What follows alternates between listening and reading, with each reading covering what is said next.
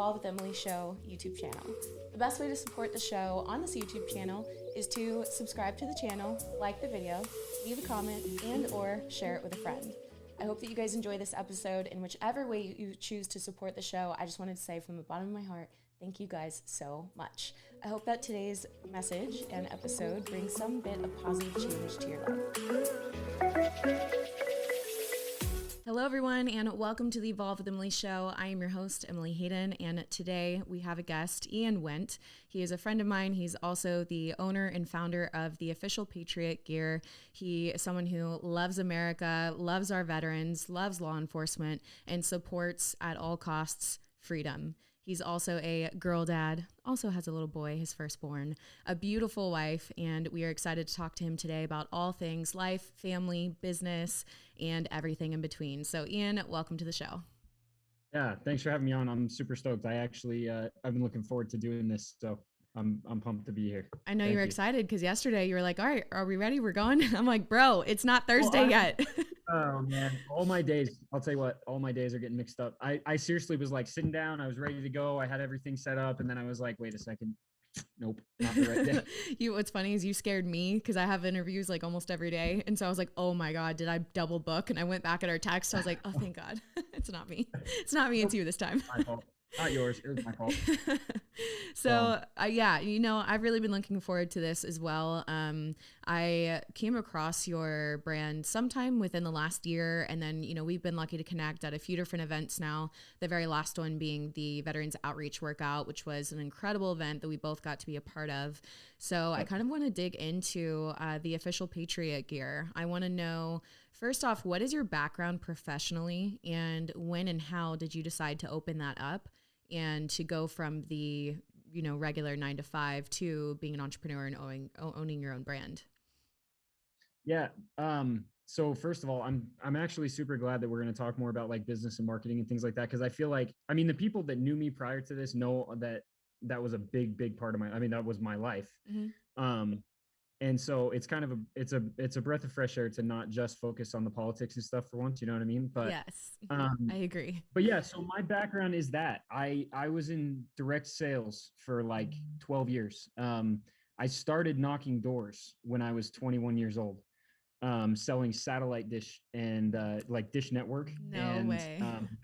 Yeah, I'm dead serious. I sold Dish Network door to door, Dish Network and DirecTV at the time. So I sold door to door from the bottom. Now we're here. Sorry. Yeah, no, for real though. Like, for real. So I sold door to door for 5 years. And then one of those years I managed a team.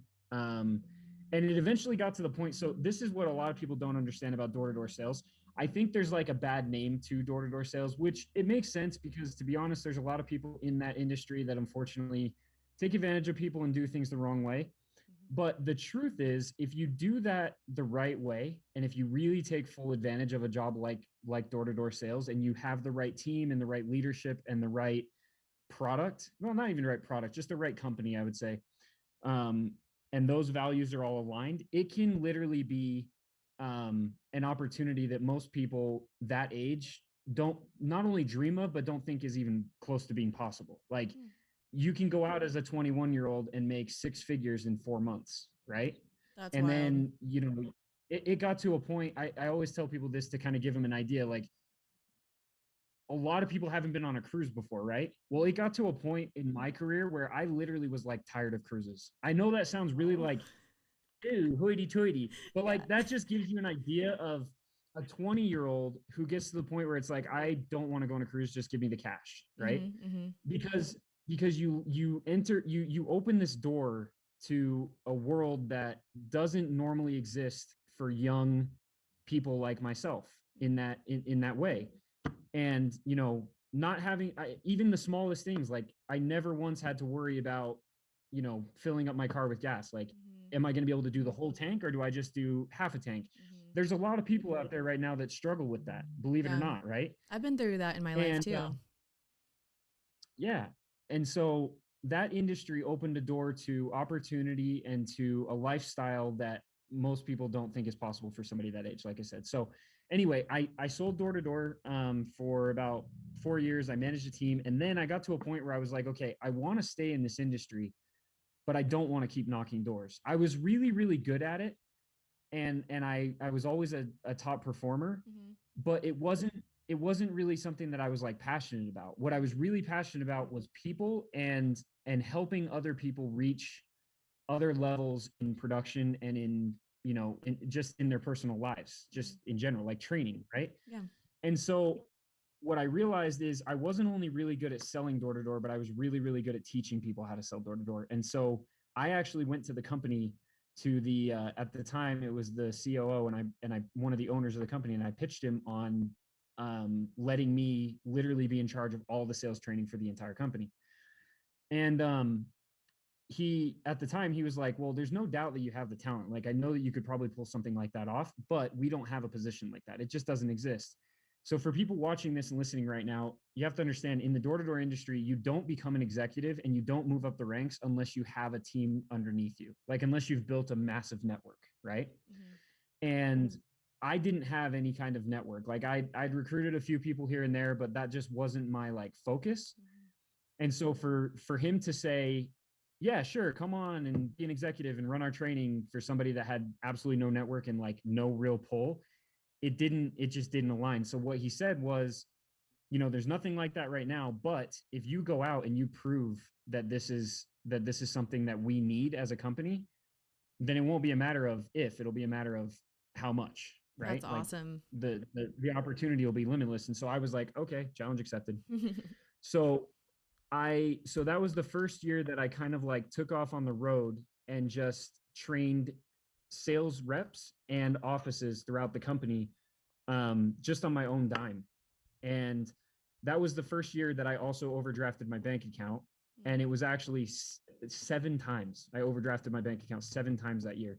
And I put like 80,000 miles on my car, because I literally was just focusing all on helping these other reps reach, you know, like double their sales, triple their sales, increase their metrics, and then also the offices that I was working with.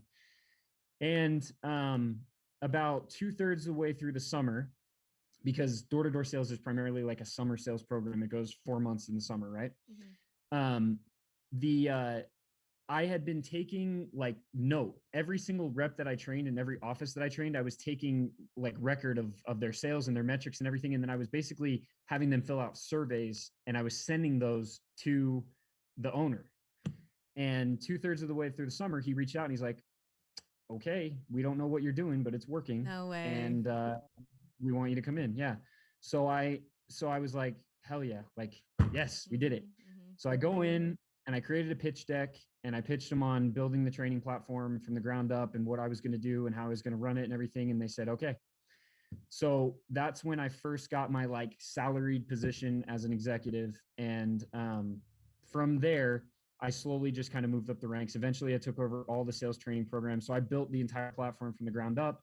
I was in charge of creation and implementation. So I was also traveling around the country to teach leadership how to use it and teach the reps and visit offices and motivate and all that stuff.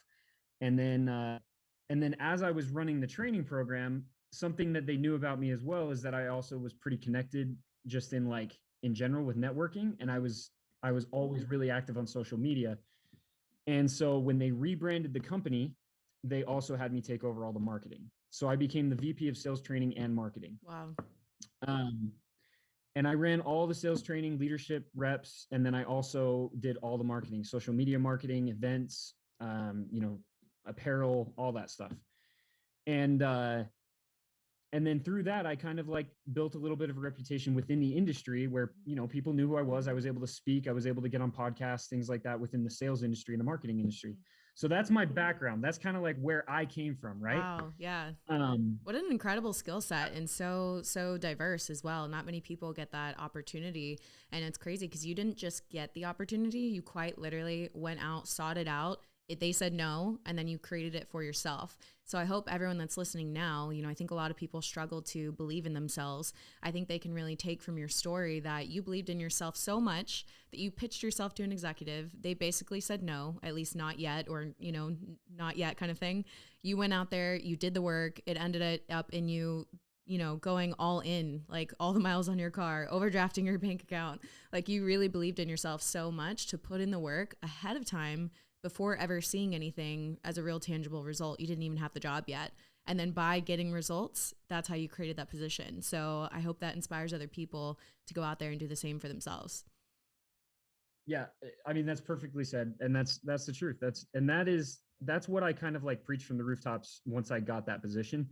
It's something I say all the time. I always say, before you ever like ask for anything from people, from the universe, anything in general, always seek to add value before you negotiate, right? Never negotiate before you've already added that value. Once you add that value, make sure that value is so much and is so valuable that literally it's like, it's not a question of whether or not you deserve whatever it is that you're trying to ask for or negotiate, right? And you'll always get what you're looking for if you add enough value. That's kind of how I looked at it then. That's still to this day how I look at life in general. The more you add, the more you give, the more you're not only going to receive, but it's like, it's not a question. It's just like, yeah, like it's deserving, right? Absolutely. And that goes for everything, whether you're religious or you're not religious. Like the law of the harvest is a real thing. The more you give, the more you receive. Right? Well, and here's the thing. The harvest is guaranteed. What kind of harvest depends on what kind of seed you sow, right? So you're going to get a harvest no matter what. You may get a harvest of a bunch of stuff that you don't like.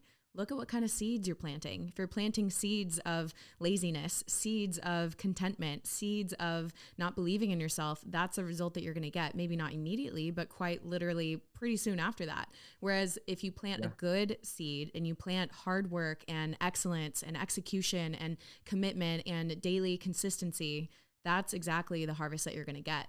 So I want to encourage everyone that's in the harvest season, that is in the planting season, that the harvest is coming, and to really make you aware if you are planting bad seeds currently, bad seeds in your friendship and your business and your, whatever it is that you're doing, that those seeds are also going to grow. So if you're planting bad seeds, become really aware to that and maybe readjust what you're doing in your life, readjust your daily actions to make sure that today's actions is the harvest that you seek to create.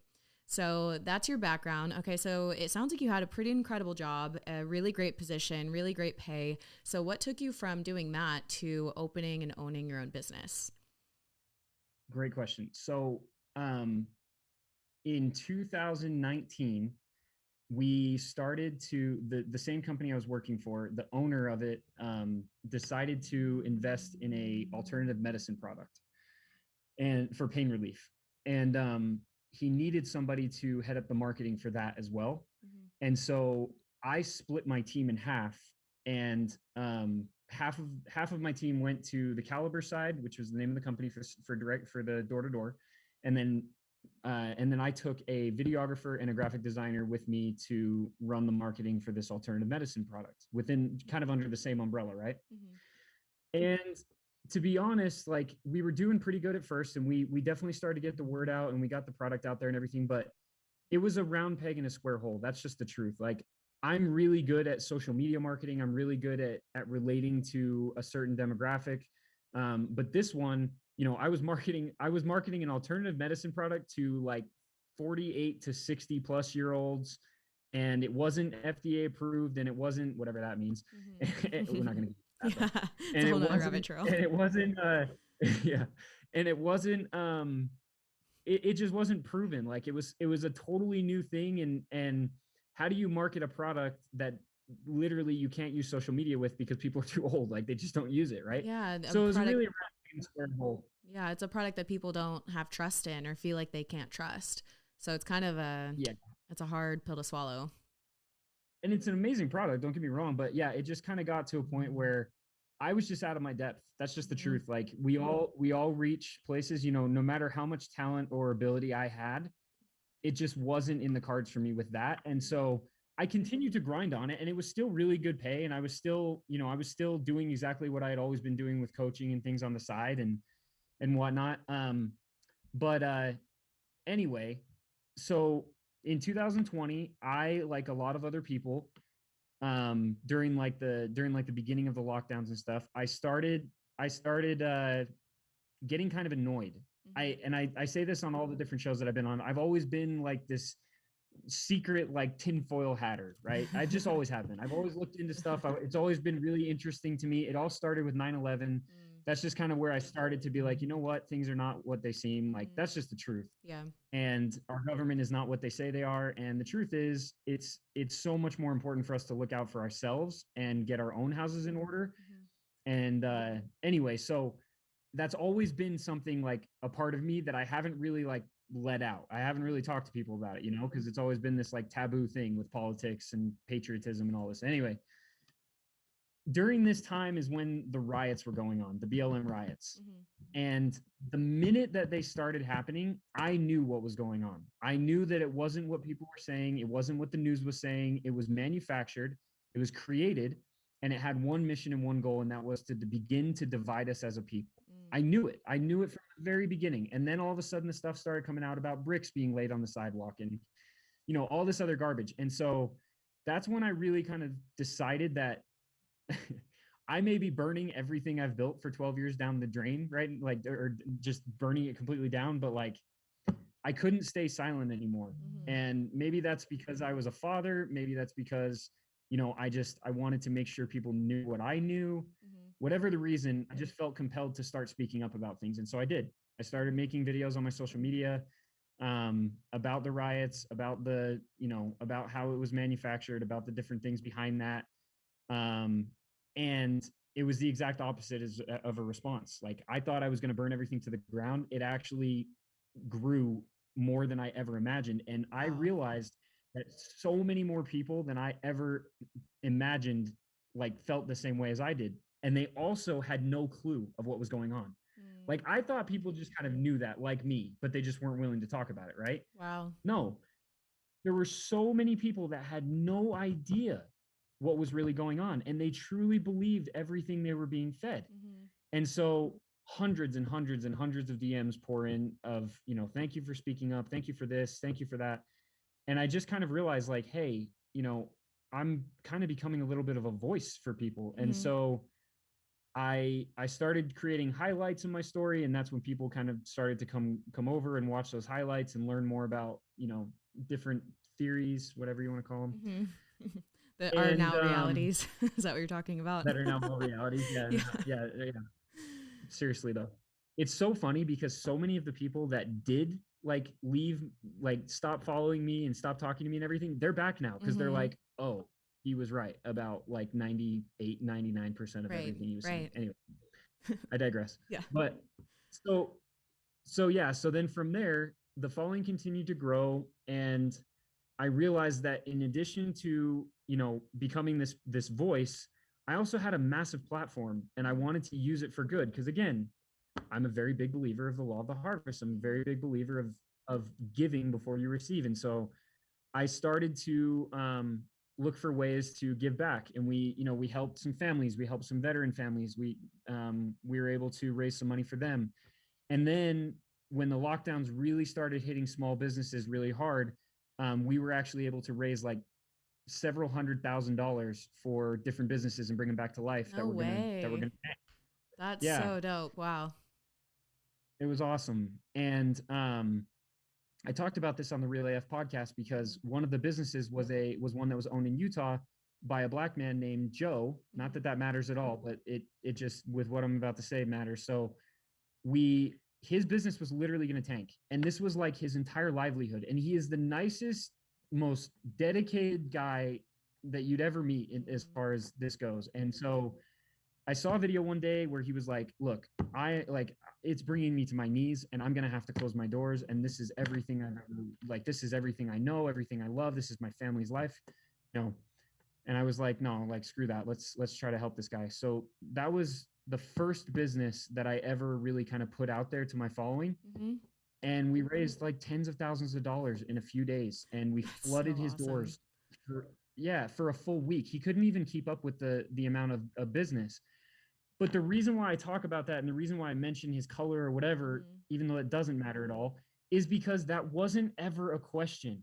Right. No one ever asked me, where does he stand politically? What race is he? What religion is he? What does he believe? What this, what that, right? No one ever asked that. Yeah. They just saw an American who was in trouble, whose business was tanking for something that was completely out of his control, and they came to his aid. And so so that's actually the moment that I realized kind of what, I don't know, this sounds so weird and What, so like, cliche. I talked to influence? Andy. It was like my calling. Honestly, I felt like I was called to it. Yeah. And it was, I was trying to put it in words, and I realized what it was. It was patriotism. Mm-hmm. That is the true Yeah. spirit of patriotism. Yeah. 100%. And so from there, I was like, okay, how do we get this community to show that Mm-hmm. without having to speak up about it necessarily? Because there's a lot of people at that time that were really afraid of speaking up about it, Yep. right? Which is Yeah. why they were so engaged with these platforms. So I created a Patriot tee. I created the green Patriot tee. The green and black And one? I was like, yeah, the green and Oh, black I one. That's have the that first one I ever one. created. Yeah. And I was like, it'd be really, really cool if we could get this on like 50 people, you know?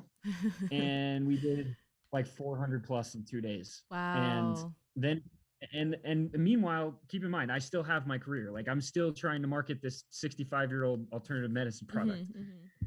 And so, it just kind of snowballed from there. Like people kept on asking for different things. Hey, make a hat, make a hoodie, make it this, make it that. And I was like, holy crap. And my focus just shifted because again, I was a round peg in a square hole of this business, and my focus just completely shifted. And it got to a point finally where I was like, you know what? I feel like this isn't a good fit. I know they feel like it isn't a good fit. It's kind of only a matter of time. Mm-hmm. And so that was it. I just I went in and I was like, look, I kind of feel like there's, it's only a matter of time until you guys say, hey, this isn't working. Mm-hmm. I feel the same way. Like, is that the case? They were like, yeah. I was like, okay, cool. No hard feelings. See ya. That's awesome. And I left, and I went all in on this. It wasn't a brand at the time. I went all in on this t-shirt, hat, and hoodie idea. Okay, so question, because first off, we got to back up. I think it's absolutely incredible that you stood up and did what needed to be done to help someone that was in need. I think that is like the true testament of the American spirit. Like you were saying, nobody questioned or wanted a survey of what his sexuality was or what his political beliefs were or any of those things at all. It was just, oh, somebody's in need, we would like to help. And I think that is like the true American spirit. So good on you for standing up for that. I do see you as such a leader who does carry influence in the world, not even in the industry. And I think it's great that you've stepped into that fully. And I know for a lot of people, when you first start to come to realize that, there's a little bit of this like, oh, like you were saying, it feels weird to say this, or it feels, but it's like, nah, man, just embrace it fully, because that's exactly who you are. That's what you were created to do. And those moments where you have that feeling of like, this is my calling, those moments, I believe, are God, universe, higher power, whatever you want to believe. I believe that that is speaking to you, saying, yes, this is it. Pursue this. Hone in on this, get excellent at this craft, get excellent at what you do, put yourself around others doing the same, put yourself around others that will speak life into you and fully develop into who you were created to be. So I think that I clearly see that from your journey, and I think it's so beautiful. Now, switching into going into full-time entrepreneur mode, I have to ask, because you're married, what did Maddie think about this when you were like, oh, hey, so I'm going to go for this, like you said, not even a brand yet? So here's the thing, like for Maddie, I think if you ask Maddie, she would tell you that she will never, ever, ever worry about whether or not we are going to be financially okay.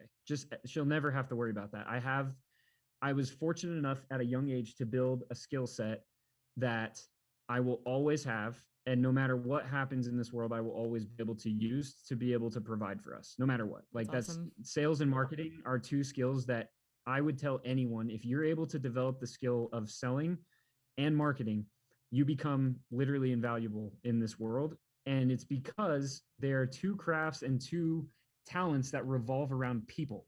It's all about knowing people, and it's knowing, how to influence positively and how to give people what they want and how to make people feel like they're a part of something. Mm-hmm. If you have those skill sets, there's literally nothing that you'll ever have to worry about, in my opinion. I think my wife would probably agree with that. Mm-hmm. So at the time, the clothing business, like whatever you want to call it, was actually doing really well. Like Mm-hmm. it was getting to the point where it was close to basically replacing my Wow. monthly income. Wow, that's awesome. Yeah. So again, to be honest, like when I walked away, even though it wasn't guaranteed, that was the scariest part. The scariest part was that, okay, I have something right now that's very guaranteed. And if I really want to, I can, I can ride this out, because even if I wasn't to stay there, I could have easily found another place within the company. I could have gone back and done something with Caliber or whatever. Like, I for sure could have stayed and had a really comfortable position no matter what. Mm-hmm. Like, I built that relationship that I'm confident I would have had that. So that was the scariest part. But that being said, I knew that it was right the day that I left, because I didn't feel scared. I felt completely at peace. I was just like, you know what, this is right. Like, because even though I loved my job prior, there was always this feeling in the pit of my stomach, like I am meant for more. Like, there's something I could be doing more than this. Mm-hmm. You know what I mean? And so when I finally left and finally went and did my own thing, it was a very peaceful feeling. And I truly believe that everything I did leading up to that is what led me to that decision. Absolutely. Like, I think everything fell in line exactly how it was supposed to, like you said. Mm-hmm. And I had that confirmation. I'll never forget it. We were literally, we went grocery shopping right after I left. Mm-hmm. And I remember walking through the grocery store and Maddie just being like, you seem totally fine, but you just lost your job. Mm-hmm. So like, what's the deal? And I was like, I just feel good. Like, I feel like this is where we're supposed to be. And this is going to be hard, but it's going to be a lot better. Wow. So yeah. What I hear when you say that is just surrender and trust to the universe, to God, whatever it is for people.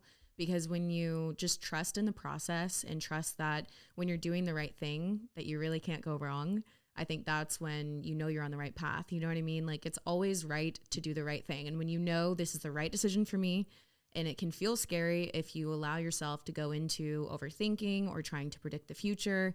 But in reality, if you know it's the right decision for you, whether it's leaving a job or leaving a relationship that you know is not meant for you, don't worry about having it figured out. Don't worry about having the perfect plan. Just take the next step. It'll work itself out. So fast forward to now, you have this incredible brand. You have done so many incredible things with it, helping businesses and people and veterans. You have traveled all around doing different events. So I kind of want to get into the event part of it, because I believe we met wasn't it FitCon Utah? Was that the first time that we met? Yeah. That was definitely Utah, the first Dallas, not yeah, it was Dallas. Yeah. Okay. Dallas. So because I met you through Bobby. Yeah, that's right. Yeah, Sausalito. Shout out to Bobby. So we met there. So I want to get into why you just decided to start doing these events, and like why the fitness community too. Because I think what's really cool is the fitness community has expanded so much by bringing in so many different people who actually all align with a lot of the same values. What got you into doing that? Why did you make it a priority for you? And why do you take that chance as a business to do things like events where you might not always come out on top? That's a great question. That's an awesome question. You're a good interviewer. Oh, thanks. I'm just curious. Really No, they're great questions. That's what, honestly, I've been on a lot of shows and a lot of podcasts, and the ones that always are really, really good are the ones where the questions are really good. So good job. Thanks. I want to back up and say something too before I do this though, because I think it relates to everything. Even though it wasn't necessarily the reason for my being let go of my old business or whatever, as far as my beliefs go, that what I was so passionate about at the time and what I was so loud about, it eventually would have clashed. Like, it just would have, because it's just not something that nowadays is widely accepted as something that can be a popular opinion. It's just not. Like, unfortunately, that's not the case, right? And I knew that, but again, I was being pulled so far to that core belief and like what I was really, really passionate about and what I knew what was right. And again, even though that was so scary, like, I can tell you right now, going into the question you just asked me, everything that has happened, I believe, is because I was willing to follow that gut instinct, that feeling, whatever it was, and really like dive into what I knew to be right. Even though, again, it's like back then you still had a ton of people that weren't seeing what was going on, right? You were still the conspiracy theorist. You were Right. still sounding crazy, right? They'll Now never it's have easier for vaccine me. Now I passport have, cards. yeah, exactly. Now I Really, have people bro? that are like, oh, yeah, like, wow, you were right. You know Right. what I mean? But back then I wasn't right. Mm-hmm. And so I feel like it took a lot to be like, no, I know I'm right. And Yeah, I'm yeah, going yeah. To to, stand on it. you know what I mean? I felt that too. And so to answer your question about the fitness industry first, Mm-hmm. I believe that that's what the fitness industry is about. Mm-hmm. The more that I've gotten involved with it, the more that I've realized it is full of people who are so passionate and so like boldly strong in their stance and in their viewpoints and in their convictions, right? Mm-hmm. It takes a lot to do like what you do, to be an Mm-hmm. athlete, to be able to freaking stick to a very strict diet and be able to say no when you go out with friends and they're eating pizza. Like it Mm-hmm. actually takes a ton to be able to Wow. have that kind. Yeah. That's a really good point. I've never thought about this perspective, how people in the fitness industry have been building this muscle for so long of, like you're saying, sticking to your guns, so to speak. So that's such a good perspective. Wow. I'm glad you said that. And it's also the health side too, right? Mm-hmm. Like Yeah, again, no I don't kidding. care what you do. I'm all about freedom over everything. You want to get something cool, go get it. I don't Mm-hmm. really care. But Mm-hmm. what I'm saying is like all these people that are standing up, they're smart. They're not only strong and they have super super strong convictions and they're able to stick to something and stick to their guns as you said. They're also really smart when it comes to nutrition. Mm-hmm. So like and they're all healthy. So that is what I feel like has kind of why this brand has kind of gravitated towards the fitness, because it definitely has gravitated towards the fitness For industry. sure. Like it is a major part of my business now. Mm-hmm. I have gyms reach out all the time that are like, hey, we want to carry your clothes, we want to, we want to rock it in the gym, whatever. And the other thing too is like I mean, I was the guy who was always talking about sales and business and marketing, and I was always posting my workout vids and things like that, right? But never once did I ever get noticed by somebody like Andy Frisilla, or did I ever have like First Form even be on the radar, right? Right. But now all of a sudden those doors are opening, and all of a sudden these connections and these networks are being made, right? Because again, it goes down to what that industry is all about, and it's all about conviction. It's all about sticking to your guns no matter what and just being true to yourself, Mm-hmm. right? Right. And so that's what I think is why the two things have kind of converged. Mm-hmm. But going back to your question about events, Mm-hmm. so I look at events as a really really crucial part of my business now, not because of the financial gain, because to be honest with you, we don't make a whole lot of money when we do events. Like we Right. just don't. I mean, some of the time I'm losing money, Mm-hmm. and some of the time I'm just barely making like a few off the top, right? Mm-hmm. But it's not about that. It's never been about that. This brand is and has always been and will always be about the message. And the more people that wear these t-shirts or this brand, that message is getting out there. Mm-hmm. And it's spreading. So if I can go to an event and I can guarantee that I'm going to get in front of 1,000 people, and they're going to see my brand and they're going to see that message, and they're going to come and talk to me physically and like meet me and know what I'm about and know why I did this in the first place, that is far more valuable to me than any amount of money you could give me Yeah, no as a kidding. business owner, as a brand owner, right? Mm-hmm. And I think if you ask any successful business owner, they would say the exact same thing. Brand awareness and just getting that into the public's eye Mm-hmm. is so much bigger than financial gain. Because Yeah. guess what? The financial gain will come. It Mm-hmm. will come. But it's all about awareness at this point, especially me as a small business of only being open for a year. I can tell That's you right now. insane, dude. That is insane that you've only been open a year. And you're just so, oh my gosh, your success literally can see it makes me so happy. And so I feel so much gratitude for you, because I want more than nothing to see other really great people with great values who care about making a difference in the world. I want to see them be successful. So yes, it's freaking amazing that you've only been open about a year and you deserve it. Thank you. And I mean, yeah, sure. Like it's definitely been, I've definitely built it behind the scenes, and like it's been a lot of the things that I've done that has built it. But I have to also give credit to all of the amazing people that have been a part of it. Like the reason why this brand has grown so big and so fast is because of the community that we built it on. is the people that, because when someone buys a Patriot tee, especially the people that were that were there at the beginning, they weren't buying the Patriot tee because it said Patriot, excuse me, or because the logo is really cool or whatever. They were buying that t-shirt not only in support of me and my family, but more, they were buying it in support of the things that we were doing as a community. They were buying it because it was part of a movement. You know, when I truly believe that when people bought the t-shirt at the very beginning, they were buying it because they were wearing Joe's Cafe on their chest. That's right? Cool. Yeah.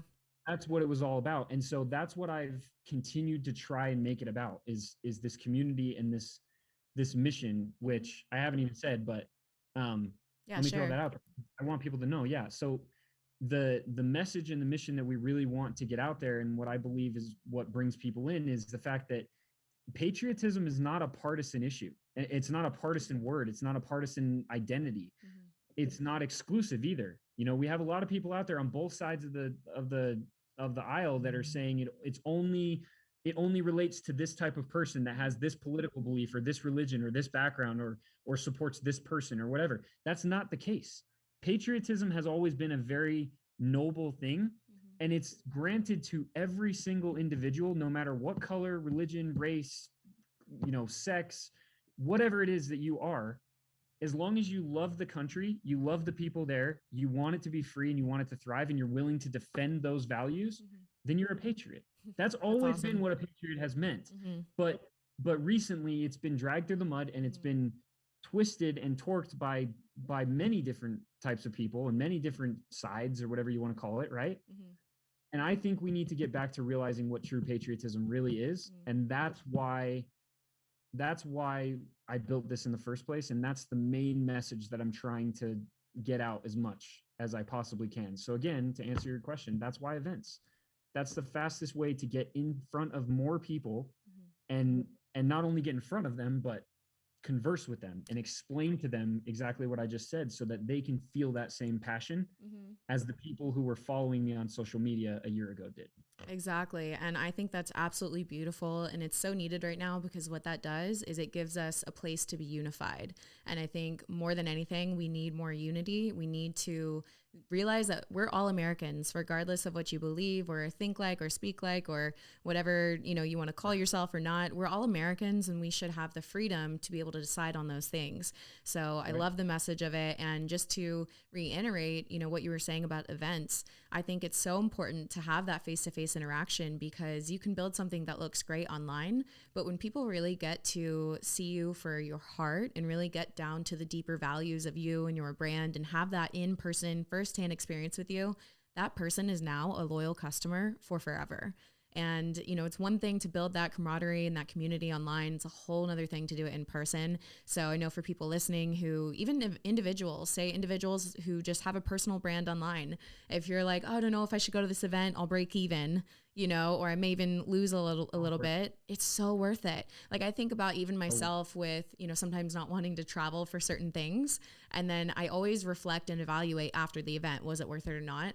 And I've never said no. Like it's always been worth it. There's always been either that one person that I met, or the one friend that I got to see or encounter, or a new networking opportunity, or, you know, there's always something so valuable there. And I don't know why there's always this holdback. There's this guy, Ryan Stewman, and he calls it the force of average. And it's like these thoughts in your head that want to keep you. Yeah. They like want to keep you average, right? They want to keep you stuck. And so I recognize some of those voices when, say, I'm doing a bunch of events or I'm traveling quite a bit, and the voices in my head give me excuses of like, hey, like we shouldn't go to this event, or you should, you know, and it's crazy to me. I'm like, that makes me want to go to war against those thoughts in my head, because of the value that I've gotten out of these events.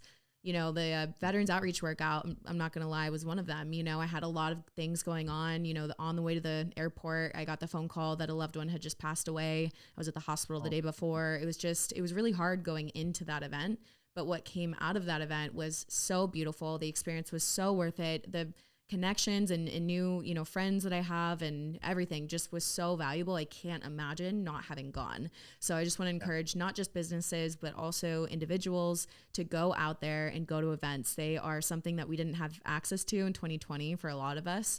And I think those are some of the most valuable things that we can do. It helps you to realize that you're not alone. It helps you to connect with people you may not have connected with before. And it allows you to have open conversation, which is so much better than doing it through the DMs. So huge proponent, everybody go to an event. Well, and realize this too. It's like, what you said about there's that thing that just kind of keeps us back. I think as cliche as it is, everybody says network is net worth, right? Mm-hmm. It's because it's true. Like there's reasons cliches exist. It's because they're true, right? So I think a big thing too is people want to say to themselves like, oh, I can do this on my own. I'll meet somebody eventually. Like it's fine. I can just do this right now, but I don't necessarily need to go there. No, you need to go there because like you said, the connections that you could make, the people that you could meet, you never know what those connections will be and who those people will be. Like you just never know. And it could be the one person or the one connection that you need to make to change the course of everything you're doing in the biggest way. And I would say this too, for everybody that's listening that is building a business or a brand or anything like that. After like now looking back on things, as I've seen the progression of this brand, I've realized something more than ever. And I knew it before, but like I didn't know it with this level of conviction. People fail when they try to sell something before they've built it. It's the exact same thing as I said at the beginning of this: add value and then negotiate, right? Mm-hmm. If you are trying to build a brand, do not try to sell people anything. I repeat, do not, under any circumstances, try to sell somebody something until you have built a community of people who are part of whatever it is that you're trying to do. Like they believe in your message, they believe in you, mm-hmm. and they're not just buying a t-shirt. Mm-hmm. They're not just buying, whatever it is. Build a community of people that believe in the message and the mission that you have as a brand or as a business or whatever it is, and then go to the market. Because not only is it going to be more important and more impactful for them, but it's going to be more important and more impactful for you as a business owner. Mm-hmm. It means so much more to me to see somebody who I know has been there since the beginning, mm-hmm. and who has really embraced the message that we are sending when they send a picture of them wearing the Patriot tee. Mm-hmm. Like it means so much more than just seeing someone random who I've never known and never seen wear it. I mean, that's cool, but like it's not nearly as impactful. And those little moments of impact like that are what drive us business owners and entrepreneurs to be able to continue on. Yeah, absolutely. It's a lonely, you know what I mean? Like it's not easy. I mean, my wife and I literally run this entire thing minus fulfillment, and she's a full-time mom. So I'm basically doing 90% of everything: marketing, sales, customer service, all of it. And it is very, very, very, very hard. Mm-hmm. But those moments that I have where I see those things or I experience those things, that's what pushes me to say, okay, yeah, like this is why I started it. This is why I'm here. I can't stop. I have to keep going. Mm-hmm. So, okay, absolutely. And thank you for sharing that. Segueing a little bit more into family life and dad life. You are now a girl dad. How has the new addition to the family been? What is she, 3 months old now? Is it 3 months? Almost 3 months. Almost 3 months. Okay. Yeah. So talk to us a little bit about balancing family life with being an entrepreneur and these events and traveling. How do you, value and prioritize the family given that you're pulled in a million different directions? I honestly wish I had a good answer for this. I am married to an amazing woman who is extremely patient. That's all I can say. Wow.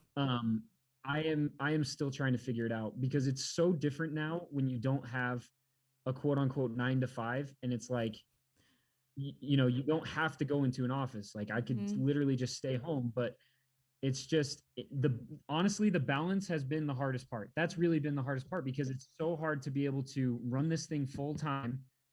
And I'm the type of person too, where I have the worst, all the D's, all the A's, and all the H's. Okay. I can't focus. So like when I'm running this thing, it took me a second. Yeah. All ADHD. I have all of them. all the letters. Okay. It goes through my head. This business goes through my mind at all times. Mm. And I'm always thinking about the next move because that's just how I'm wired. Mm. And it makes it really hard sometimes to slow down and unplug Mm-hmm. and be present. And I'll be honest, I'm not the best at it. I'm trying really, really hard. But I'm not the best. It's just something that I'm still trying to figure out. But Mm-hmm. I will say my wife is extremely patient and she's an amazing woman. Mm-hmm. And because we can have these conversations, I think that's why we continue to just work at things and progress as a couple. But it also helps that she's involved in this Yeah. because, she understands the importance of it. Mm-hmm. Um, Yeah. but And yeah, I mean, yeah.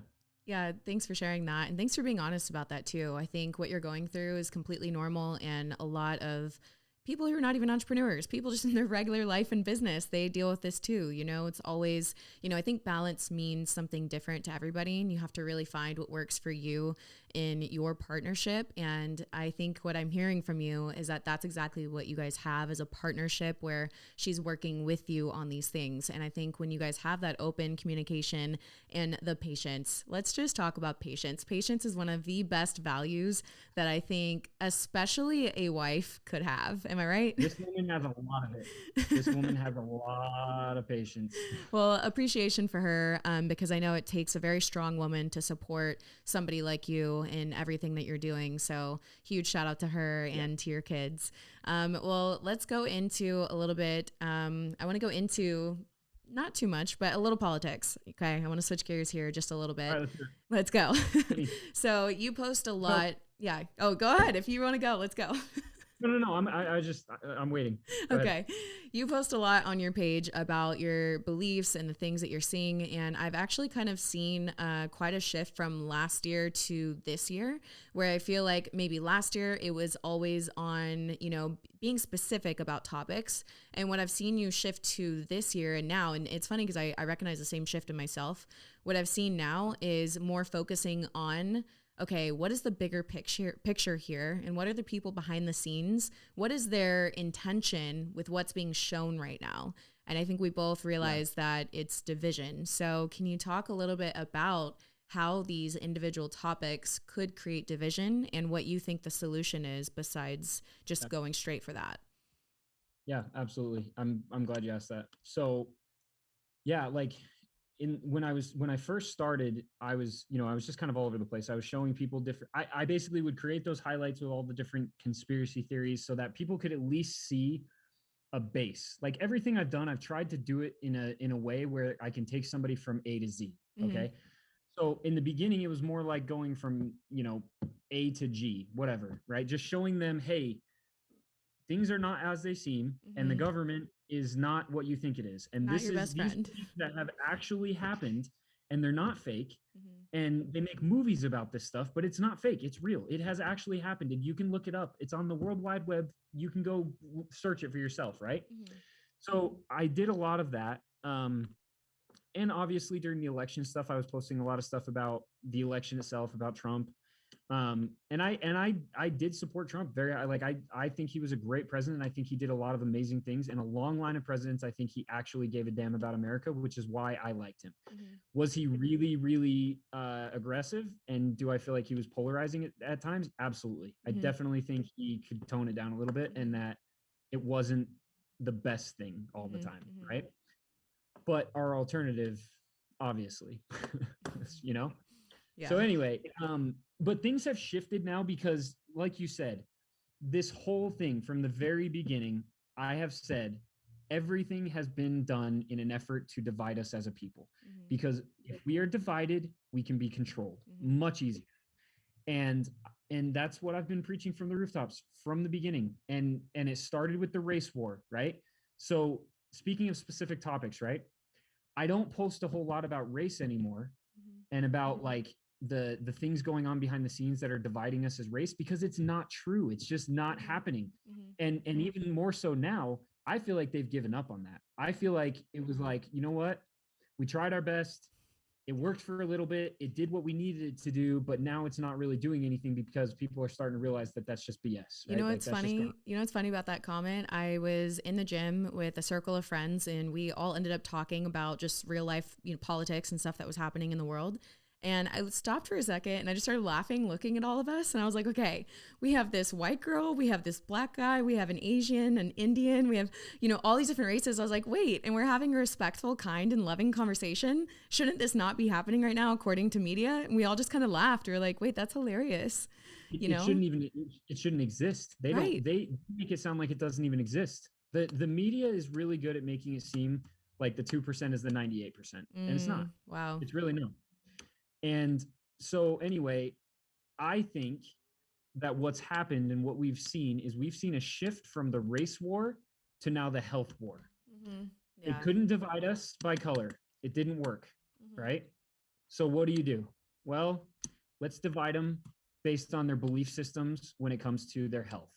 Because guess what? That's a really, really strong standpoint. No matter what side of the aisle you're standing on, people are going to stick to their guns when it comes to health because it's based on fear. Yeah. And so whether you're against fear or whether you are totally going with the fear and you're giving into the fear, both of those standpoints are extremely strong, and you're going to freaking dig your feet in every time. Here's the thing though. I think it's backfiring because I'm seeing more and more people that are vaccinated, meaning they're getting vaccinated themselves. I'm seeing them more and more say, hey, I got it for myself and I fully believe in that, but I actually don't believe that we should force you to do it if you don't want to do it. And I'm loving it. I'm like, yes, people who believe in just freedom of choice. Yeah, I was going to say that. So what I was basically saying was just that it went from the race war to the health war, but now it's just like the race war. People are starting to realize, wait a second, this isn't what I've been fed, right? So it's exactly like you said. So the reason why I don't focus so much on that stuff, and the reason why I put more focus on how it's basically us versus them, not us versus them, but more like we just need to band together so that this stuff doesn't happen. It's because all the stuff about the vax or whatever, like, you're right. People are starting to realize that it's not what they've been fed. And they're starting to realize that, hey, this isn't okay. And so I don't know. I'm always very pro freedom. If you want to get a vax, cool, do it. Yeah. I don't honestly, I'm just apathetic when it comes to them. I'm not anti-vax. I'm not pro-vax. I'm really just completely apathetic. Like, I don't remember the last time I got a flu shot because I just live a healthy lifestyle. And so when I get sick, I lay in my bed for a few days. I do what it takes to get better, and then boom, I'm good. Right. So I don't know. I'm just like very much in the middle. I don't really care. If you want to do it, cool. If not, whatever. But don't try to tell me what I should do. Force me to do something, and you know what I mean? Absolutely. So I think more and more people are starting to realize that. And we said this on Andy's podcast. Like, I believe, like he does, that this country is more united now than it has been in a very long time because we now have a common enemy. And that common enemy is showing its teeth more and more every single day, and people are starting to notice them. And that's what needs to happen. And, we need to get away from this idea of like, let's all band together in like 1776. I was just about to bring this up. It's so stupid. Like, none of you, have military training. Yeah, seriously. Like, none of you have military training. I mean, seriously, like, you and I were sitting remember when we went to breakfast with Greg and Navy SEALs, Rangers. Yeah. And oh my gosh, what's the other guy's name? Holy cow, what's the other guy's name? Wait, Greg Mitch. And Mitch? Yeah. Greg and Mitch. Yeah, we're sitting there and we're listening to them talking about how they are like actually equipped to like inflict violence if they need to, right? Absolutely. But what did they say? We don't want to, and we're not going to unless we need to. And all these people that are trying to be these like big badass patriots, it's like, dude, you're full of crap. You can't even go to a school board meeting, and you're trying to tell me. Do you even know how to hold a gun properly? Seriously, so it's like we need to get. And honestly, the other thing too is that is what has given the Patriot name a bad name. Absolutely, I agree with that. And that's the thing. I think it's people on both sides that are extremist that give it a bad name when it's like the extremist is the smallest percent.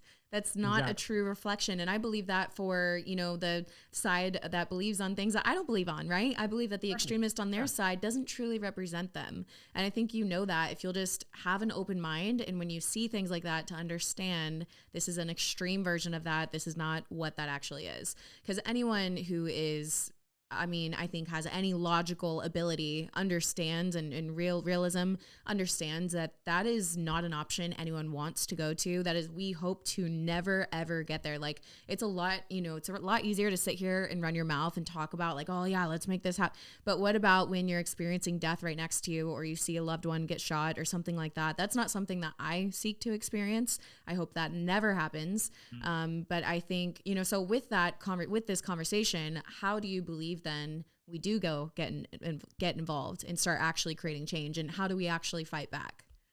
Yeah, that's a great question. I just, again, I think people just need to get involved. I think people need to realize that you've been given abilities, you've been given talents, you've been given whatever it is, and those things are there for a reason. So whatever it is that you have that's unique to you, that other people may not have, figure out how to utilize that and actually join this fight. But this fight doesn't, it's like you said, this fight doesn't need to be violent yet. Like, it's just important we all stand up and say, no, our country is not going to become like these other countries. Like, the reason why our founding fathers fought is so that they hopefully would never have to do it again. It was to establish freedom for good and be that beacon of freedom forever, right? So get involved. If you're a parent, I don't have kids in school yet, right? But I could go to a school board meeting. Yeah.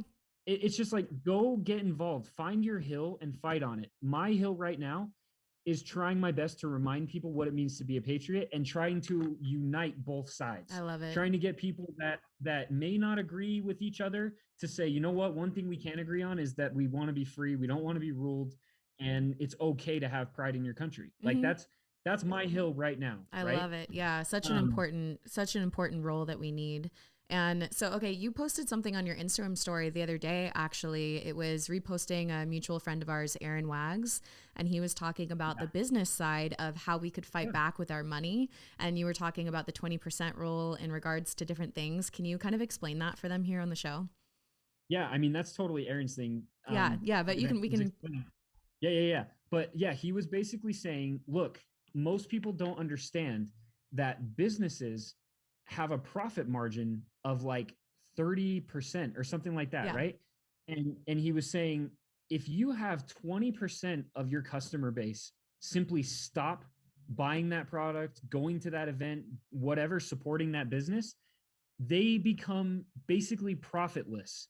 And when a business is completely profitless, they will change whatever policy they need to so that they can get back to making money. Yeah, because absolutely. Guess what? Money is what these businesses care about. That's why a lot of these other businesses are doing what they're doing, because they're making a ton of money from it. The follow the money thing, there's a reason people say that. So what Aaron was explaining was like, look, if you don't like the fact that they're requiring a certain thing to go to a sporting event, well, then gather 20% of those people and have them cancel their season tickets. Yes. If you don't like the fact that your school is trying to do X, Y, and Z, get 20% of that parent of the parents to not enroll their kids at that school. Like, we can fight back with our money because we are the consumers. We control the business's freedom to do whatever they want. Like, there's a reason they say the customer's always right. You have to do what the consumers say, right? The problem is that right now, so many people believe, and this is what I truly believe that so many people out there believe they are the only ones that have this standpoint. They're the only ones that believe in these things, and that everyone else is going along with this narrative. Because again, the media is really good at making it seem like the higher percentage or the lower percentage is the higher percentage. But you guys have to realize we are the majority. The majority of Americans don't want this stuff. They're just afraid to stand up because they don't feel like they're the majority. So what we need to do is get people to realize that that's the case. And more people will stand up. I mean, if you're on a plane and you don't want to wear a mask, well, if you're the only one that's willing to stand up and say no, then nothing's going to happen. But imagine if 55 people stood up and said no. What are they going to do? Mm-hmm. And then what if 8 planes at the same time do it? It's like, and I'm not saying that's what I'm not, in case anybody goes, We're all going to get on the no-fly list. Yeah, like, I'm not saying that's what should happen. I'm just saying, like, it's strength in numbers, guys. Right. That's the fact. Right. And it's not about pro-vax, anti-vax, pro-mask, anti-mask. Like, again, you want to wear a mask? Cool, do it. Yeah. I don't care. And if you feel like you need it, great. And if you're at higher risk health-wise and you need to get a vaccine, again, I don't have anything against them. I really don't care. Mm-hmm. But the fact is, above everything else, people need to have the ability to choose for themselves and do what they feel like is best for their own health, especially given the circumstances and the numbers and the data that's out there right now. Absolutely. So, yeah, I just think people need to stop being so afraid and realize, like, you have so much more support than you think you do. Mm-hmm. That's such a great point that you bring up. I think, the major media, they do it on the media outlets, but we're also seeing this happen on social media as well, where they're silencing a lot of people that are speaking out, and it seems to be really one-sided. I've had people reach out to me and say, thank you, you're the only one that I'm seeing speaking out. And then I just write back, I say, well, then you're following the wrong people. I'm not the minority. I'm not the only one. There's plenty of me out there that are speaking out. And if you're not seeing it on your feed, you really need to reconsider what's on your feed. And you need to, follow the right people, follow the other people that are speaking out and sharing these things and addressing the world situation. There's a lot of people in my industry that are quite literally pretending that nothing's happening and they're just going on with their merry lives. And I'm like, what? I don't know. It's just not in me to do that, but I digress from there. Back to what you were saying about, speaking out and getting together with your community. Here's the thing. For example, if you really want to know if people are really about this whole thing, for example, like with the masks, right? You see parents and teachers that when they're at the school, they're wearing the mask, and then you see them out at bars and social events not wearing one at all. And the inconsistency and the hypocrisy is something that I think is really sending the wrong message to our younger generation, especially because that's so confusing for them. Like, think about the children that are in school right now and, people who are just, it creates so much confusion of, okay, what is right? And why is it okay here and it's not okay here? So I think if you're not really with it, you need to pick up your big girl panties, right? And get it together and be willing to stand on your 2 feet and have courage and stand up for what you believe in all scenarios. I'll digress from there, but I think it is important that we get together with those in our community, because if you don't speak out, you're not going to know who believes the same thing. There might be other people that are just biting their tongues. They're just too scared to speak out. So be the person that speaks out, lead the way, connect with people, but do it respectfully, do it with love, and do it in a unifying way where you really express, I want you to choose to get this experimental drug or to wear a mask or not to. I want you to have that freedom. It doesn't bother me. I just also don't want to be told what to do, And that I would say there's another piece to this too, and I've talked about this a bunch of times too, but it's super important. There's a lot of people out there that also underestimate their ability and their reach. They don't think that they can actually make a difference, right? It's like, oh, I don't have a huge following, or I don't have this or whatever. So what difference can I actually make? I'm just going to keep floating because there's not really anything I can do anyway. I want to, but I can't, right? I want to get involved, but I don't feel like I can. There's a ton of people out there that feel that way. Well, let me blow your minds for a second, okay? If you're listening to this and you have a social media platform, no matter how many followers you have, let's say you have 500 followers, let's say you have 100 followers, let's say you have 20,000 followers or 100,000 followers. It doesn't matter. Think about it this way. Your story and your posts are going out to an audience, okay? That audience is not just fake digital people. It's actual human beings that are intentionally watching and listening to what you have to say and what you're doing in your life. Whether that's 10 people per story, 5,000 people per story, it doesn't matter. But think about it this way. Let's say you have 500 followers and you get an average of 50 views per story, right? Mm-hmm. I want you to think about for a second, picture yourself standing in a room and you're at the front at a pulpit and you have 50 people sitting in the audience. Do you know how many people 50 people actually is in a room? Yeah, that's it's crazy. Huge. Yeah. Let's say it's 100, right? How many views do you get on average per story? It depends on what I post that week and how shadow banned I am. It can be from literally 2,000 to 22,000. That's exactly how it is for me. So let's just go in the middle. Let's say it's like 8,000. Okay, Okay. 8,000 to 10,000. Okay, think about how many people that is. Think about how many people 8,000 or 10,000 people would be. Like how big of a place that would fill up. Or think about some of these other accounts that get 30,000 people, 40,000. That's an arena. That's Imagine wild. that you're standing in an arena and there are 40,000 people intentionally coming to listen to you and see what you have to say. Or again, 50 people. Every single one of those people counts because you could say something that resonates with 3 of them. And then guess what those 3 people are going to do? They're going to go talk to their friends or their family or whatever. Stop underestimating your ability to make a difference just because you don't feel like you have a big enough network. It doesn't matter what the network size is. This country was founded by people who didn't have a massive reach, but that reach grew by them being willing to be loud about what was going on. Oh my gosh, this is such a great point because I feel that we're so connected more than ever, and yet we're disconnected from the reality of what that means. You know, I've been in this game for a very long time now, so I find myself even not connecting that all the time, right? Like what you're saying, imagine 8,000 people or 20,000 people standing in front of you. That's a lot of people. Every day, Emily. Yeah, every day. That's crazy. Let's say on your low end, 2,000 people. Dude, 2,000 people is a massive, massive event. That's like you consider yourself throwing a really successful event if you can get 2,000 people to it, right? Right. So that's on your low end.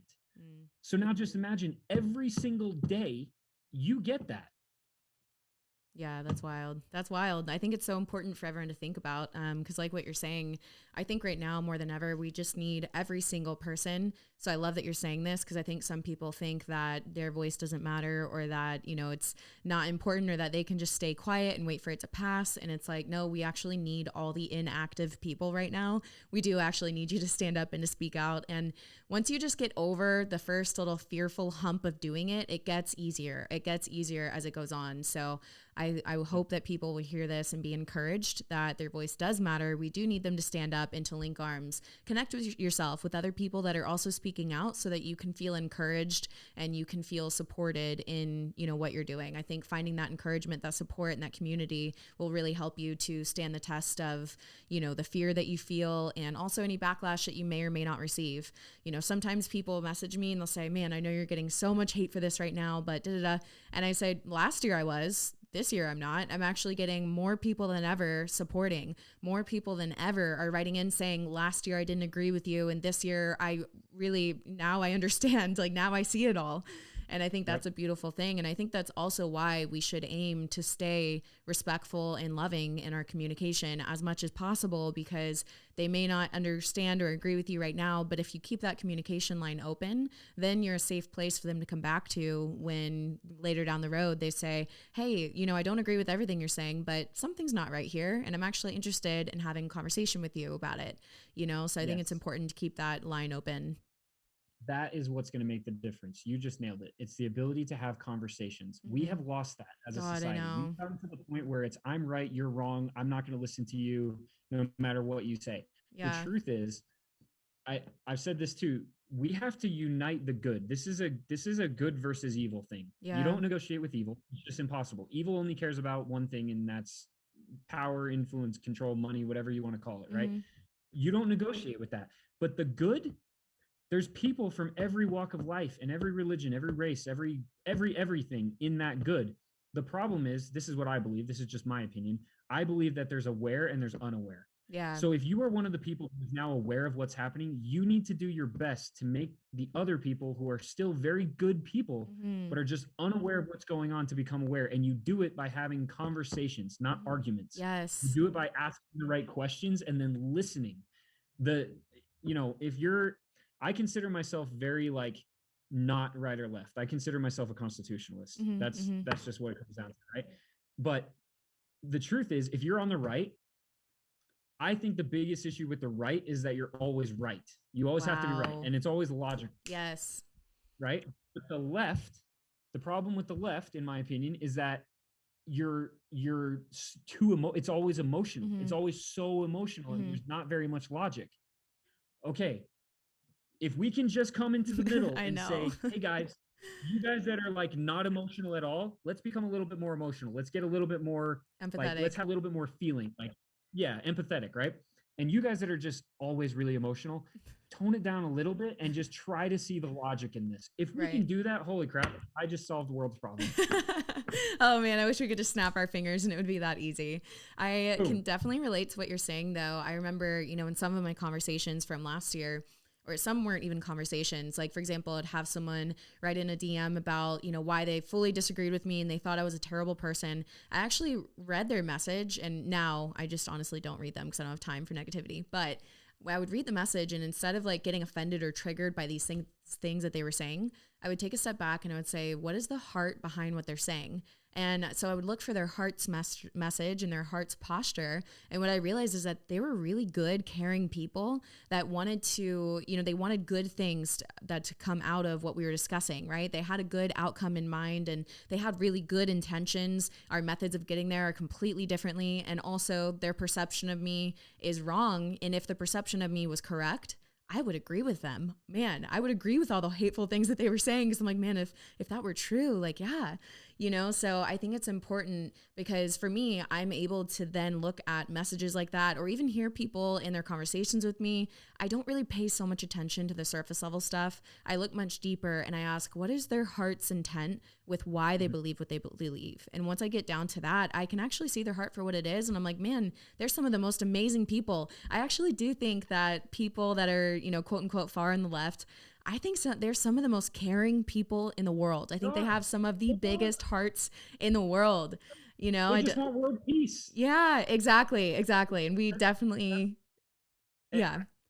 It's just, I think, this is to pull this whole thing full circle, right? Yeah, We go talked ahead. about in the beginning about how this all comes down to them wanting us to divide. Mm-hmm. That's what they want. Mm-hmm. They want you to think that this side is crazy and that they're this and that they're that. And it's like, no, that is not the case. But you also have to realize there are a lot of people out there, and you know what, like, take it for what it's worth. There are a lot of people out there that have been completely mentally and emotionally infiltrated by people who don't give a damn about them at all. That's the hard truth. And it's the truth. And it's unfortunate, but they are complete mental prisoners in a lot of ways. Mm-hmm. And, if you talk about a religious standpoint, like we know that that's part of this whole thing. Like we know that that's always been part of it, right? Mm-hmm. Whatever you want to call it, evil presence, the devil, whatever, like its main goal is to entrap souls in misery and in fear and in hatred, And so those people are not, again, they're not bad. They're just unaware, I think. How do you believe people break free from the mental prisons?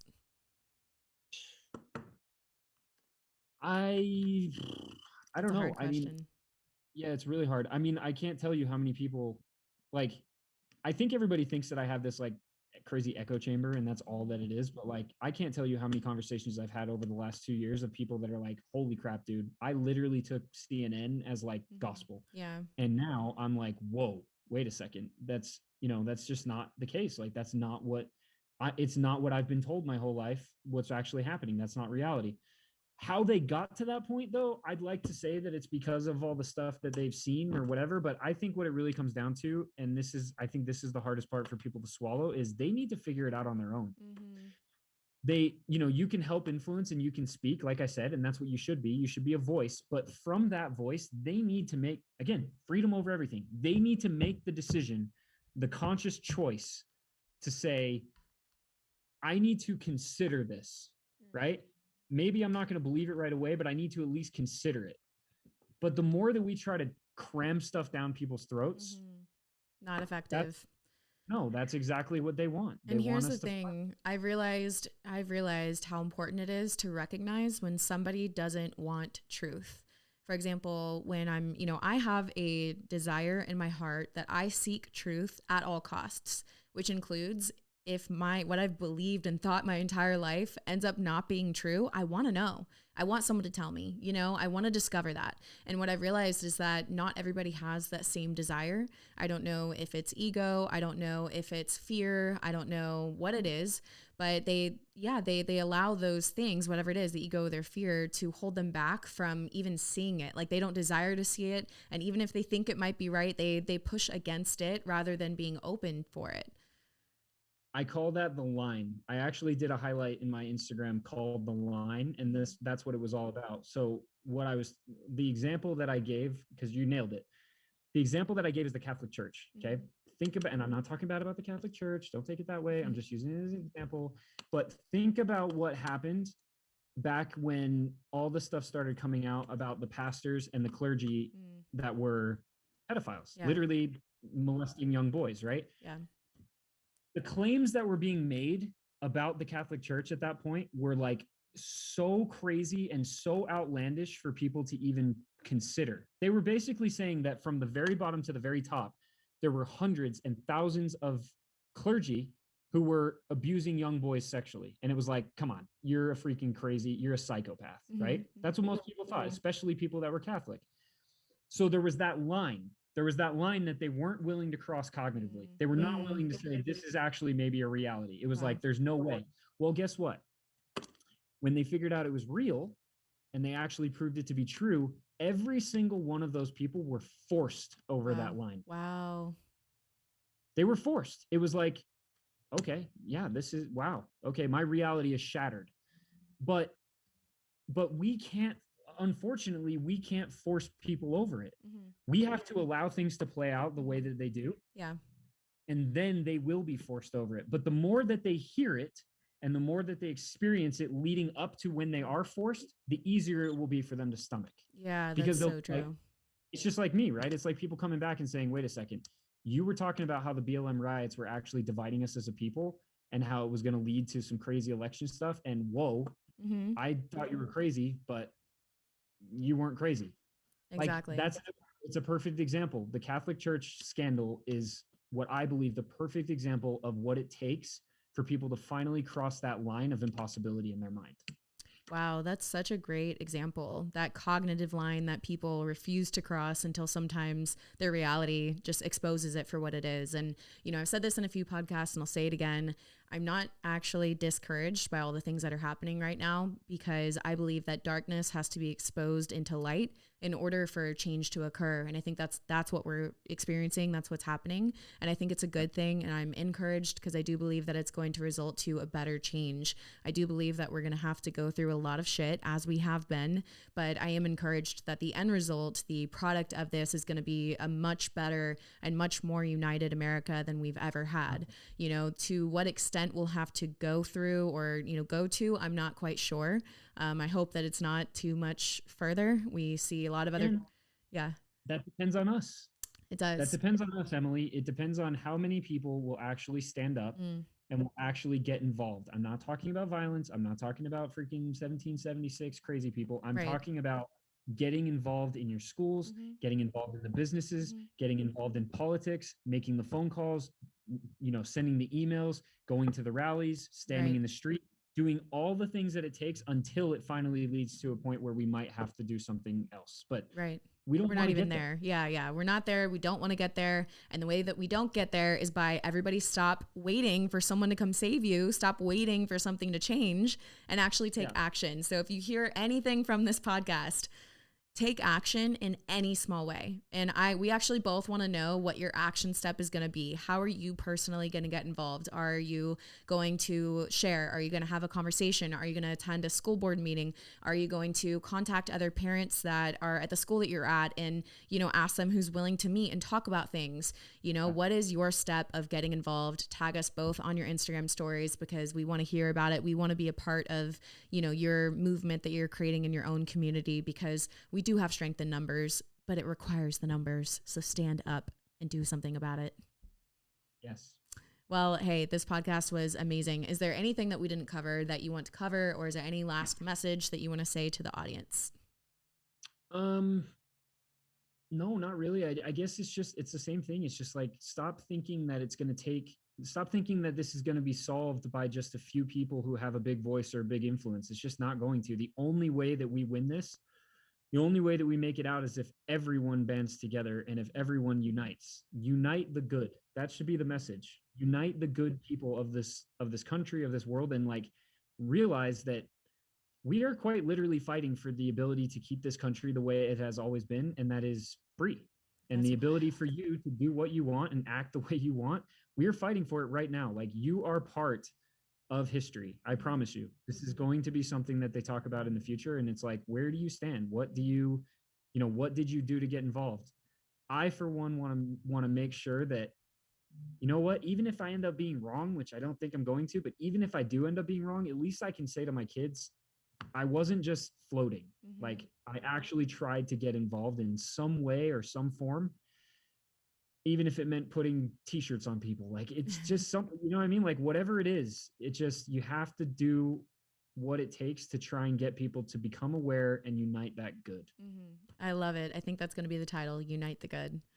Well, Ian, thank you so much. Where can people find you, and where can they support you? Where can they support the brand? Yeah. So my Instagram is iWenster. It's IWENDTSTER. There's going to be two. The iWenster 2 is just my backup. You can follow that too, but that's not my main account. We also have an Instagram for our company, The Official Patriot Gear. And then if you want to grab gear, it's officialpatriotgear.com. And I'll do a code for you. I'll just throw a code out. That would be great. So for all of Emily's followers, just put in Emily 10. Do Evolve. And you'll get 10%. Wait, do what? Do Evolve for the code. Evolve for the Evolve show. Do Evolve. Yeah. Do Evolve 10, and you'll get 10% of your whole order. So yeah. That's so sweet. Awesome. Well, I will have all the links down below so you guys can follow them on Instagram. You can grab a t-shirt for yourself and somebody else, and you get that 10% off code with Evolve 10. I'll put that down below as well. Well, Ian, thank you so much for being a part of today's show. I really appreciate it. I'm excited to see you at the next event. I'm sure I'll see you soon. And everyone that was listening, thank you so much for listening to another episode of the Evolve with Emily show. If you enjoyed this podcast, please do me a favor, rate and review the show. Let me know what you thought about it. Tag us both on your Instagram stories with your action step, and I will see you guys in the next episode of Evolve with Emily. See you later, guys.